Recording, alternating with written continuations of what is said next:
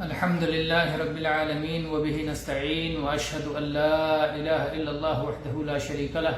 وأشهد أن محمدا عبده ورسوله صلى الله عليه وعلى آله وصحبه وسلم تسليما كثيرا أما بعد. قال شيخ الإسلام محمد بن عبد الوهاب رحمه الله في كتاب التوحيد باب قول الله تعالى ومن الناس من يتخذ من دون الله أندادا يحبونهم كحب الله وقوله تعالى قل إن كان آباؤكم وأبناؤكم إلى قوله أحب إليكم من الله ورسوله. گرامی قدر خواتین و حضرات، کتاب التوحید کے دروس کا سلسلہ اللہ کے فضل و کرم سے جاری ہے، جس میں ہم اس باب میں جو پہلی آیت آپ کے سامنے پڑھی گئی اس پر گفتگو کر چکے ہیں، اور جو دوسری آیت شیخ الاسلام نے ذکر کی ہے اس پر آج بات کریں گے. اس آیت میں، یہ سورہ توبہ کی آیت نمبر 24 ہے، اس آیت میں اللہ تعالیٰ نے فرمایا قل ان کان آباؤکم وابناؤکم واخوانکم وازواجکم وعشیرتکم واموال اقترفتموها وتجارة تخشون کسادها ومساکن ترضونها احب الیکم من اللہ ورسولہ وجہاد فی سبیلہ فتربصوا حتی یأتی اللہ بامرہ واللہ لا یہدی القوم الفاسقین. اس آیت کا معنی یہ ہے کہ اللہ کے نبی صلی اللہ علیہ وسلم آپ کہہ دیجئے کہ اے لوگو، اگر تمہارے باپ دادا اور تمہارے بیٹے پوتے اور تمہارے بھائی برادر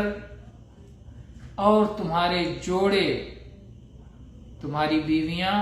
یا تمہارے شوہر، تمہارے جوڑے اور تمہارے قریبی رشتہ دار، تمہارے خاندان والے، اور تمہارا وہ مال جو تم نے کما رکھا ہے، اور تمہاری وہ تجارت جس کی کساد بازاری کا تمہیں خوف ہے، اور تمہارے وہ مکانات جو تمہیں بڑے اچھے لگتے ہیں، جن کے رہنے میں تم خوش ہو، جن میں رہ کر کے تم خوش ہو، اگر یہ تمام چیزیں تمہارے نزدیک اللہ سے، اللہ کے رسول سے اور اللہ کی راہ میں جہاد کرنے سے زیادہ محبوب اور زیادہ پیاری ہیں، تو انتظار کرو یہاں تک کہ اللہ اپنا حکم لے آئے. تو اللہ تعالیٰ نے وعید سنائی ہے ان لوگوں کو جنہیں اللہ اور اس کے رسول کے مقابلے میں دوسری چیزیں زیادہ محبوب ہوں. اللہ تعالیٰ یہ اپنے بندوں پر، اپنے بندوں سے چاہتا ہے کہ اس کے بندے سب سے زیادہ اللہ سے محبت کریں اور اللہ کے رسول سے محبت کریں اور اللہ اور اس کے رسول کے احکامات سے محبت کریں. کبھی بھی کسی اور چیز سے اگر ان کا ٹکراؤ ہو تو اللہ اور اس کے رسول کے مقابلے میں کوئی چیز آگے بڑھنے نہ پائے. تو یہاں اس بات کو اہل ایمان پر فرض قرار دیا گیا ہے کہ اللہ اور اس کے رسول کی محبت سب پر مقدم ہونا چاہیے، سب سے آگے ہونا چاہیے، چاہے یہ چیزیں ہوں جو آیت میں ذکر کی گئیں یا ان کے علاوہ دنیا کی کوئی بھی چیز ہو. اگر کوئی شخص یہ چاہتا ہے کہ وہ اللہ کے یہاں اس کا ایمان قابل قبول ہو اور اللہ کی وعید سے وہ شخص محفوظ رہے، تو اس کا یہ طریقہ کار ہونا چاہیے کہ اللہ اور اس کے رسول اس کی نظر میں، اس کے عقیدے میں، اس کے ایمان میں سب سے زیادہ محبوب ہوں. تو یہ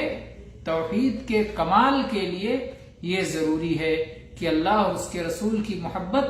تمام چیزوں پر فائق اور تمام چیزوں پر مقدم ہے. اس کے بعد اس باب میں شیخ نے 2 حدیثیں ذکر کی. 2 حدیثیں بلکہ 3 حدیثیں اس کے بعد ذکر کی ہیں، انشاءاللہ ہم ان کو بعد میں بیان کریں گے۔ وآخر دعوانا ان الحمد للہ رب العالمین وصلی اللہ علی نبینا وسلم۔